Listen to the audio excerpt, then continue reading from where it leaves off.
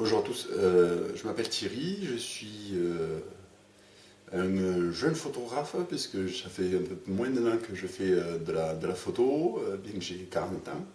De la photo avec un vrai réflexe. Avant je faisais de la photo avec avec le petit compact que j'utilise dans mon caisson et bon, le résultat était sympathique, mais c'est vrai que le fait de ne pas pouvoir gérer la mise au point, ne serait-ce que ça, ne serait-ce que la mise au point, c'était vraiment handicapant pour les photos que je faisais. Donc du coup, je suis passé sur un réflexe.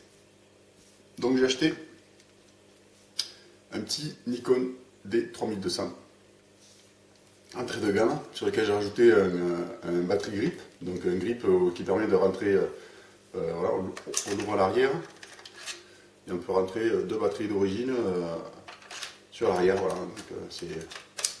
C'est quand même pas mal du tout, ça permet de gagner en autonomie forcément, hein, parce qu'on double la capacité de la batterie, donc c'est très bien, très pratique.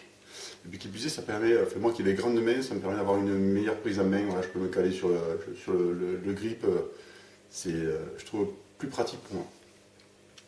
Donc pour faire de la macro, au début, comme beaucoup, je disais ouais, je vais investir dans un appareil photo et surtout dans un objectif macro.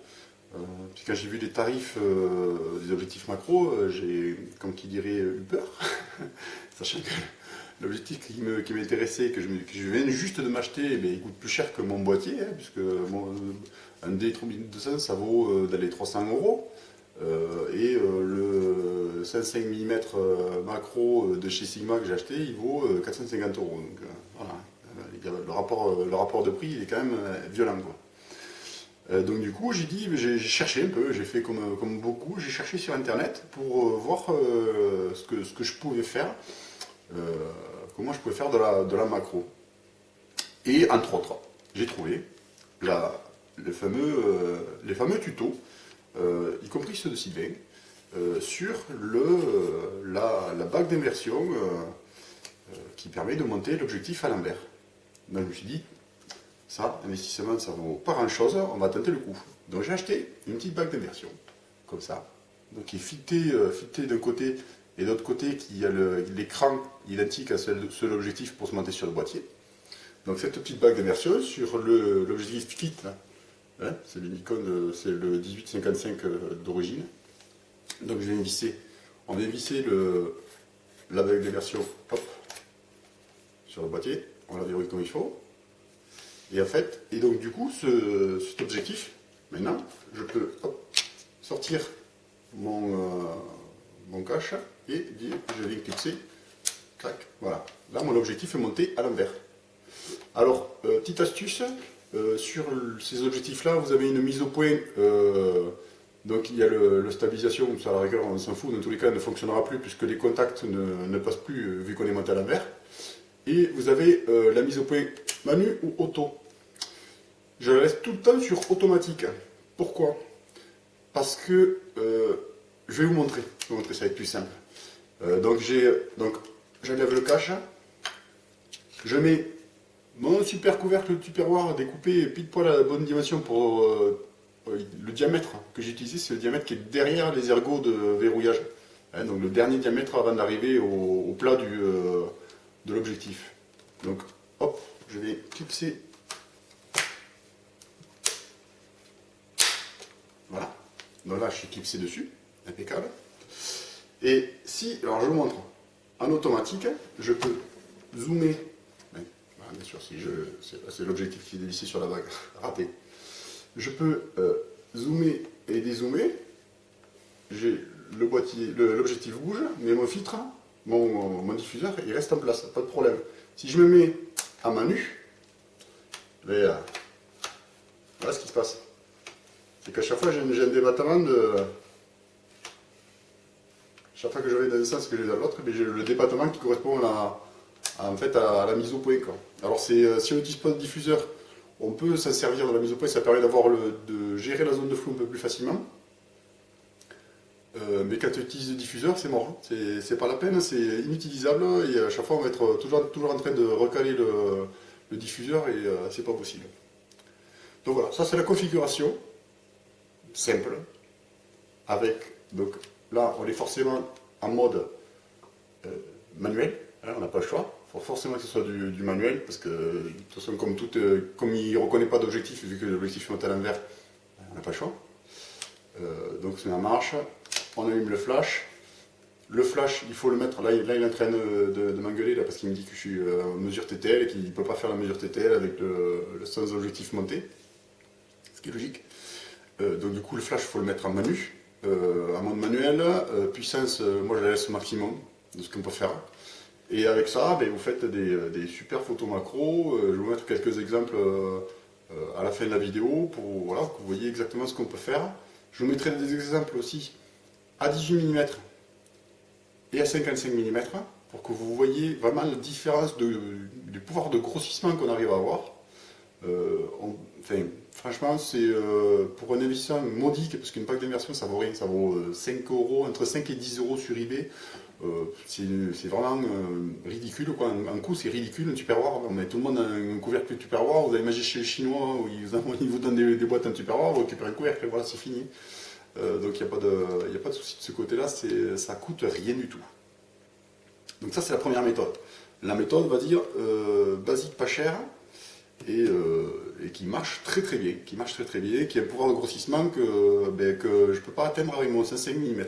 Mon 55 mm, il a un rapport de grossissement de 1 pour 1, et 1 pour 1, c'est grosso modo ce que je dois avoir. Je ne suis même pas sûr qu'à 55, je ne sois pas déjà plus fort que 1 pour 1. À mon avis, je suis déjà plus fort, parce que vu ce qui rentre dans mon objectif, je pense que je suis plus fort que 1 pour 1. Mais bon, il faudrait vérifier. Ça, Sylvain peut-être pourra vous le dire, parce que là, j'avoue que je ne sais pas je sais pas le calculer, savoir exactement. Enfin, si, je sais le calculer, il faudrait que je prenne une règle, je prenne la photo de la règle, et je vous dirai exactement ce qu'on a comme rapport de grossissement, mais je ne l'ai pas fait. Petite particularité pour les Nikonistes, comme moi.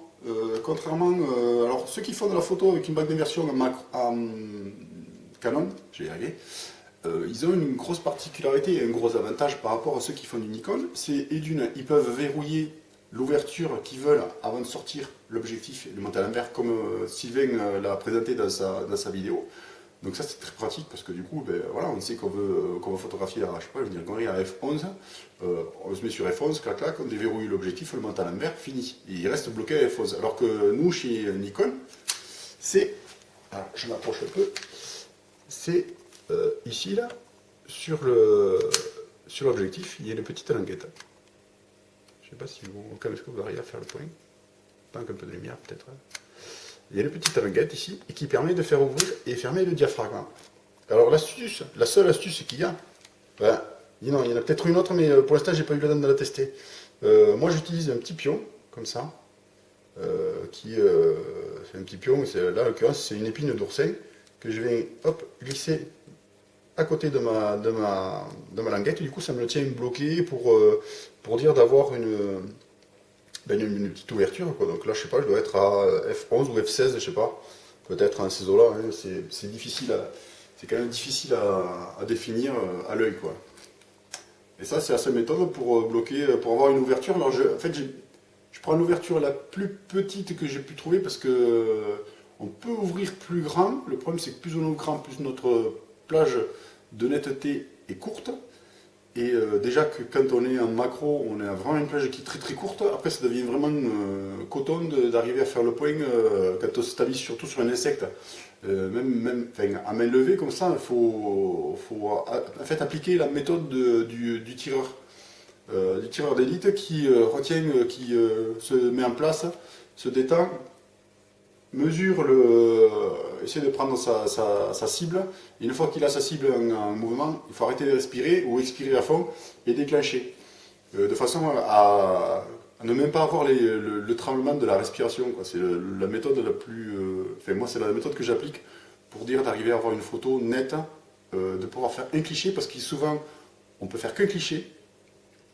Il y a certains insectes, des mouches et compagnie, vous les photographiez, vous les flashez une fois, c'est fini, hein. L'insecte il s'est barré, il a pas supporté, ça a trop stressé le flash. Donc c'est vrai que des fois on n'a qu'une chance de faire la photo, mais il ne faut pas se rater. C'est pour ça qu'il ne faut pas hésiter non plus à avancer tout doucement et à prendre bien son temps avant de déclencher. Ne pas chercher à vouloir aller vite,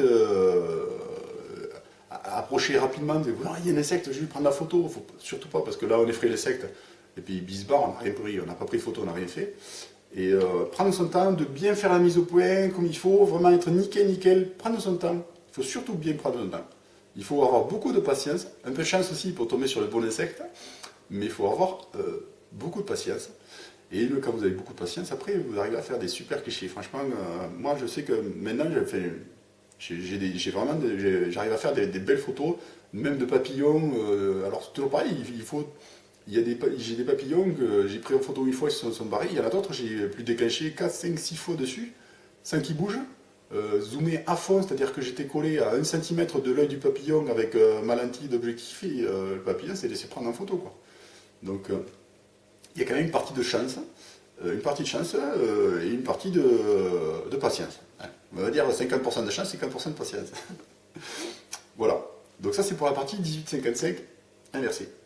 Donc tout à l'heure, je vous montrerai ma façon de prendre les photos. On va aller se mettre, on va aller sur site directement. Et je vais vous montrer ce que je sais faire avec le 18-55 et aussi avec le 105 mm Sigma. Donc le 18-55, hop, ça c'est fait avec sa bague d'inversion. Donc après j'ai le 105 mm Sigma. 105 mm Sigma sur lequel il y a 3 boutons de réglage. Un premier bouton ici qui correspond à la mise au point, la distance de mise au point. Donc on a soit pleine échelle, soit une demi-échelle. Enfin, on va de l'infini, donc full, c'est l'infini au plus court, toute la gamme de mise au point. On a une gamme infinie à 45 cm et une gamme de 45 cm à 31 cm. Ça c'est la mise au point, 31 cm, la distance de mise au point minimale. Et c'est pour cette mesure, donc c'est à 31 cm qu'on a un rapport de 1 pour 1. Parce que de 1 pour 1, et ça c'est à 31 cm on a 1 pour 1, et quand on est en mise au point, la distance maximale, on a un rapport de 1 pour 10. Donc en fait on ne fait plus de la macro là, du tout. Donc en fait c'est un objectif macro quand on est en mise au point minimale, et dès qu'on s'éloigne de la mise au point minimale, on fait de la proxy, et puis à la fin c'est plus de la proxy. On peut s'en servir pour faire des paysages, les paysages pas trop parce que c'est un 105, mais pour faire des portraits par exemple ça va très bien, c'est un objectif qui va très bien pour ça. Donc je vais monter mon 105 mm sur mon objectif, sur mon boîtier pardon. Donc voilà, alors, ça fait quand même un gros bébé. Ça, on sait qu'il est, par rapport au boîtier, il est méchamment lourd, donc on sait qu'on l'a au bout. Alors pour ce 105 mm, en fait j'applique la même méthode, exactement la même. J'ai essayé, au début j'ai fait des photos sans flash, sans diffuseur. On peut en faire, c'est pas un problème. Quand il y a beaucoup de soleil en plein après-midi, vous faites des super photos, des beaux clichés. Et je me suis aperçu que ouais, c'était pas exceptionnel. J'avais quand même pas mal de flou de bouger. Et du coup je me suis dit il faut que je repasse sur ma méthode standard, c'est-à-dire de passer avec un flash et un diffuseur. Et donc je me suis fabriqué un gros diffuseur. Alors c'est sûr que si on compare par rapport à celui du 105 mm, effectivement il y a un tout petit peu une différence de taille. En même temps c'est normal puisque le flash, au lieu d'utiliser le flash interne, que je pense que je pourrais utiliser quand même, parce que je pense que ça marcherait pareil, j'utilise mon flash Cobra. Donc je vais vous montrer, hop, je clique ça. Voilà, donc ça, gros diffuseur. L'avantage c'est je l'ai fait avec un bidon, hein, c'est un bidon plastique, donc c'est souple, on peut le déformer pour le rentrer dans le sac photo, ça pose pas de problème. On pourrait presque le rouler même, je pense. Voilà, blanc, translucide, c'est ce qu'il faut. Après sur ça, donc sur mon objectif, je vais monter mon flash Cobra. Donc c'est un Newer, j'ai payé ça pas très cher, je crois que j'ai payé ça dans les 70-80 euros, mais c'était livré avec une multitude de kits, des transmetteurs sans fil, enfin il y avait plein d'accessoires, j'ai trouvé ça sur Amazon, et franchement je suis content. Après on les clean, et voilà. Donc je shoot avec ça maintenant. Alors c'est sûr que par contre ça fait travailler les biceps un peu plus que le 18-55 inversé. Parce que déjà le poids du flash, le poids de l'objectif, tout ça, là on doit être à 2 kg, hein, facile. 2 kg, ça commence à plomber. Donc le flash, je le laisse en TTL. Jusqu'à présent, j'ai plutôt tendance à baisser un peu la puissance parce que je trouve que ça éclaire trop fort. L'avantage de ce flash là, c'est que du coup, quand je fais une photo où je suis pas en macro, mais je suis en proxy, je suis un peu éloigné de mon sujet, j'arrive à déboucher toutes les ombres du sujet, même si, surtout si je fais par exemple un papillon qui est en contre-jour. J'ai la lumière du soleil qui va m'éclairer, qui va me détourer comme il faut les ailes du papillon, et avec le flash, je vais déboucher les ombres, donc du coup, il est bien éclairé des deux faces. Le rendu est pas mal du tout. Et voilà, donc voilà, ça c'est la deuxième méthode que j'utilise. J'utilise les deux maintenant. J'ai plus tendance à me balader avec le 105 à ce moment, parce que comme je l'ai eu il n'y a pas très longtemps, mais j'apprends. Hein, donc je me fais la main dessus. Et voilà, et c'est pas mal. C'est pas mal. Je suis quand même très content de ce matériel-là. Alors j'avais acheté aussi ça.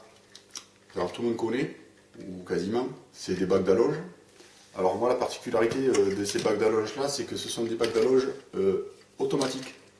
C'est-à-dire que, je ne sais pas si vous le voyez là, ici, là, vous avez tous les contacts du boîtier qui sont repris et qui sont retransmis à chaque fois. Ils sont retransmis. Donc en fait, je peux monter mon objectif, mon 5 mm, je peux le monter et conserver tout mon automatisme d'ouverture, de mise au point. Je peux tout conserver sans problème avec ces bacs-là. Alors, il faudra que je m'amuse un peu plus avec. J'ai pas eu trop le temps. Je me suis servi une fois pour voir exactement la distance de mise au point que ça donnait.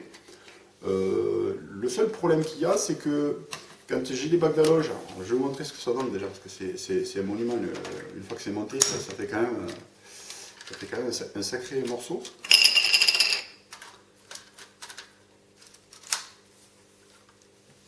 On a l'impression d'avoir un téléobjectif. Il est où le câble? Il est là. Voilà. Non, ça fait quand même un sacré morceau. Hein. Je me suis amusé, donc j'étais parti avec l'objectif, les bacs d'allonge, et comme il faisait super soleil, j'ai mis le diffuseur spécial pour les full frame.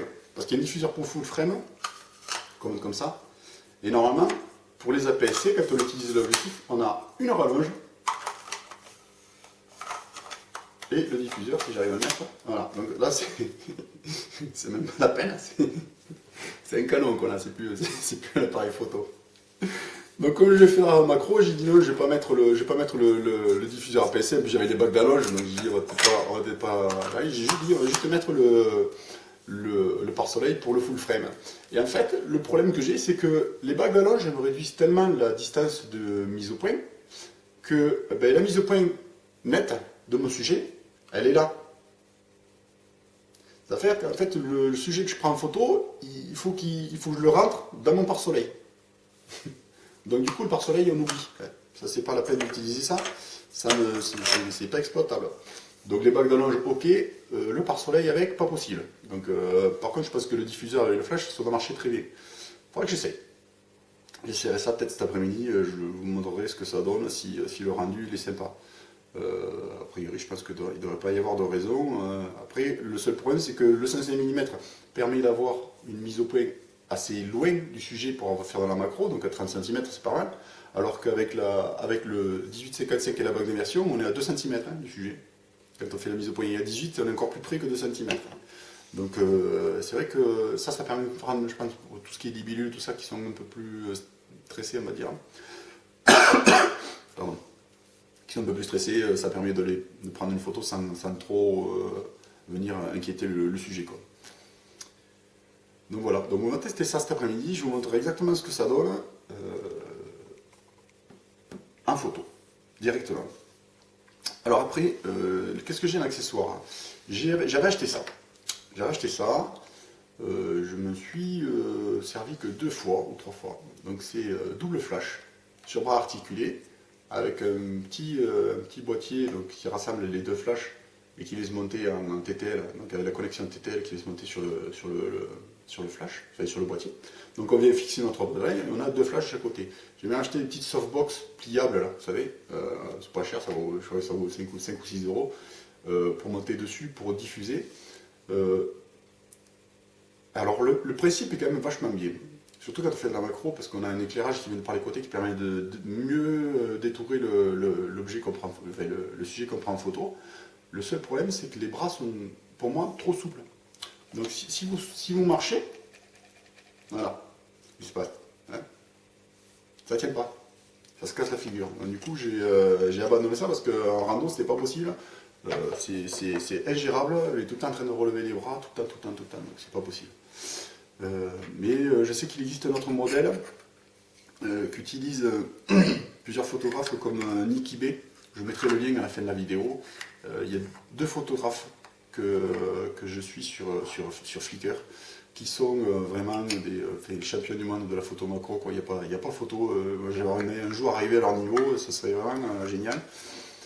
C'est Thomas Shahan qui fait principalement de la photo d'araignée, de jumping spider, petite araignée sauteuse, des Salticidae, et Niki B qui fait un peu de la photo d'insectes général. Et franchement, ils ont, voilà, niveau technique, il n'y a rien à dire, ils sont au top.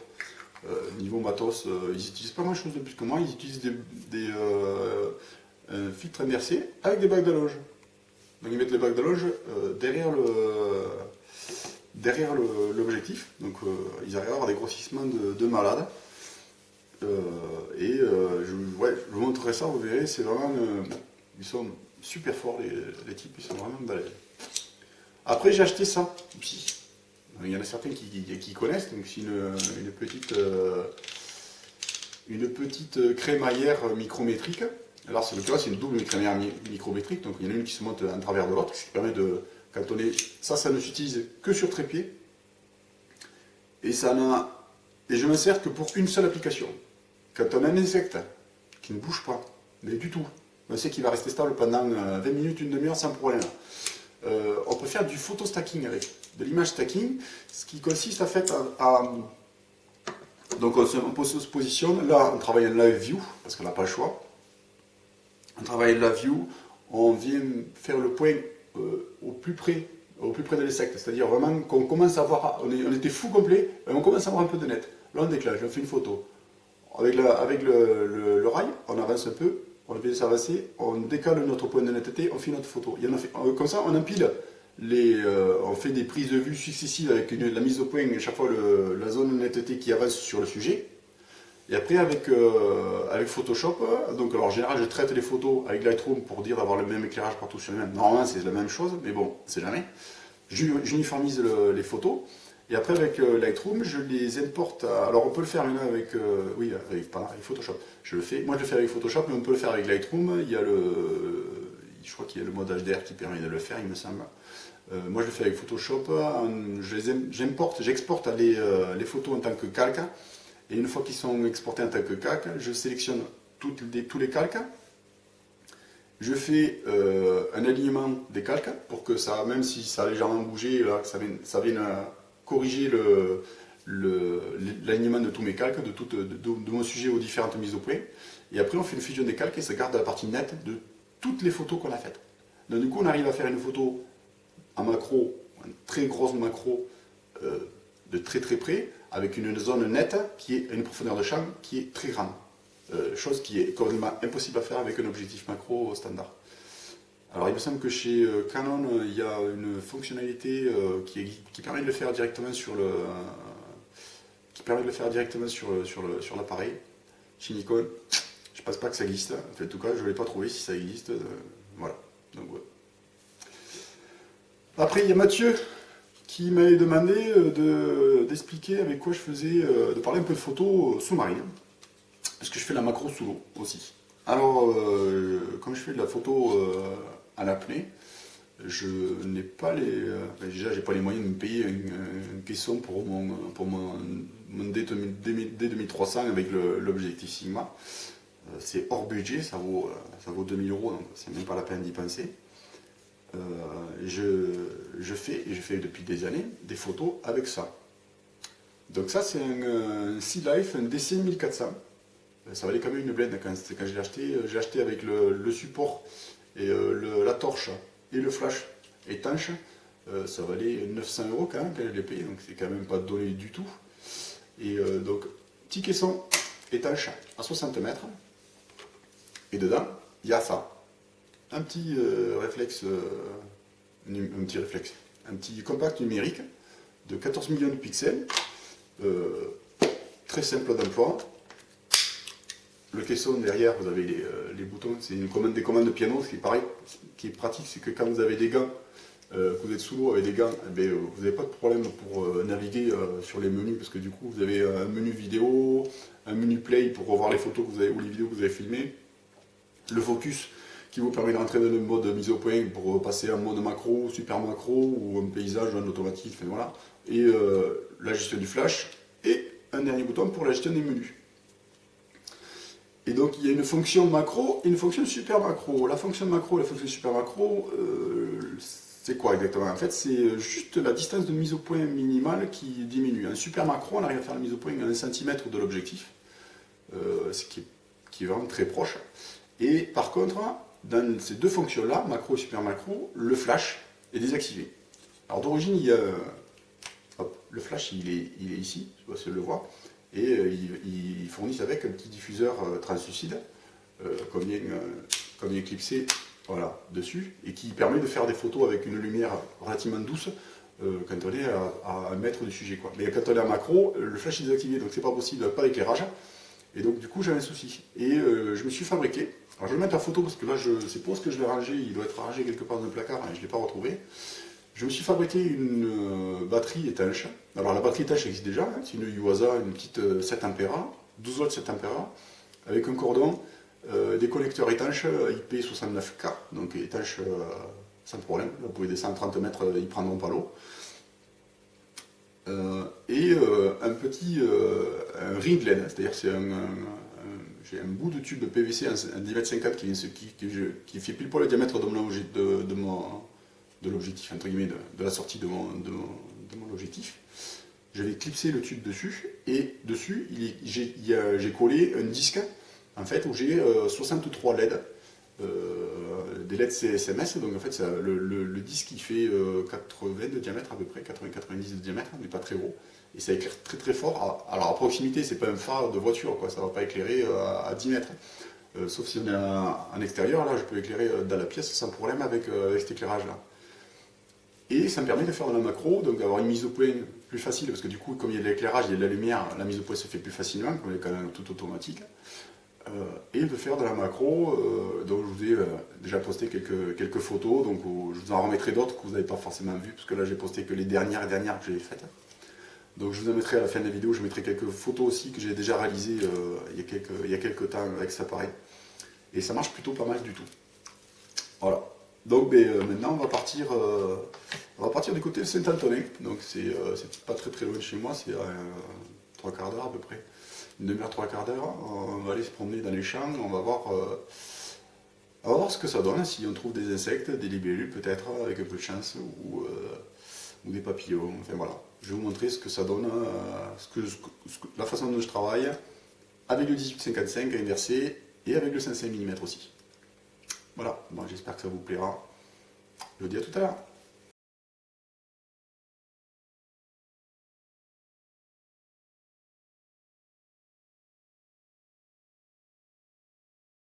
Donc là, il y a une petite sauterelle devant moi, donc je vais me mettre en position, voilà, je suis à 55 mm, je m'avance, je fais la mise au point, et là, je vais déclencher, donc il faut bien se caler, prendre ses positions comme il faut, et après il n'y a pas de raison, ça se passe bien. Là, je fais un premier déclenchement, et je vais vous montrer ce que ça donne à 55 mm, voilà. Et maintenant, je vais hop, dézoomer, ou zoomer comme on veut, pour passer à 18 mm, et vous montrer ce que ça donne avec donc à 18 mm. Voilà.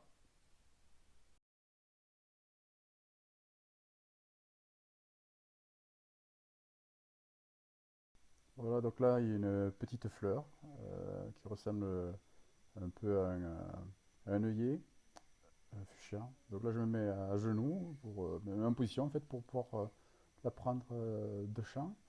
ça on a une profondeur de champ qui est relativement faible, ça donne un effet qui est plutôt, que je trouve plutôt sympathique, hein. Et donc là, je vais vous montrer ce que ça donne.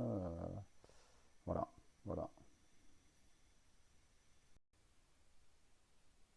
Donc là, il y a une toute petite fleur au sol, pareil, même espèce, même variété que celle que je viens de prendre en photo. Donc là, elle est plus basse, donc je prépare un peu le terrain. Voilà, j'enlève quelques herbes qui peuvent me gêner.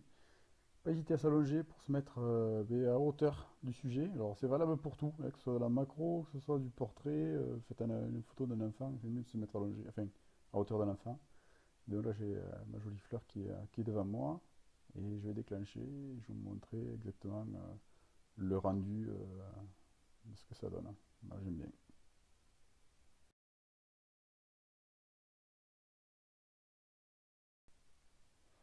Donc là, il y a une petite fleur légèrement entre rose et fuchsia, très jolie. Voilà, pareil. Là, j'ai fait une photo en vue, en plongée en fait, parce que le rendu sera sympathique, hein. Et voilà ce que ça donne, hein. Voilà, c'est pareil. Il y a une graine, hein, c'est un fruit de. Alors, je sais pas ce que c'est exactement comme arbre, que je vais prendre en photo et vous montrer ce que ça donne. Voilà le rendu spécial. Bon, quand on enlève le cache objectif, ça marche mieux. Euh, Normal quoi.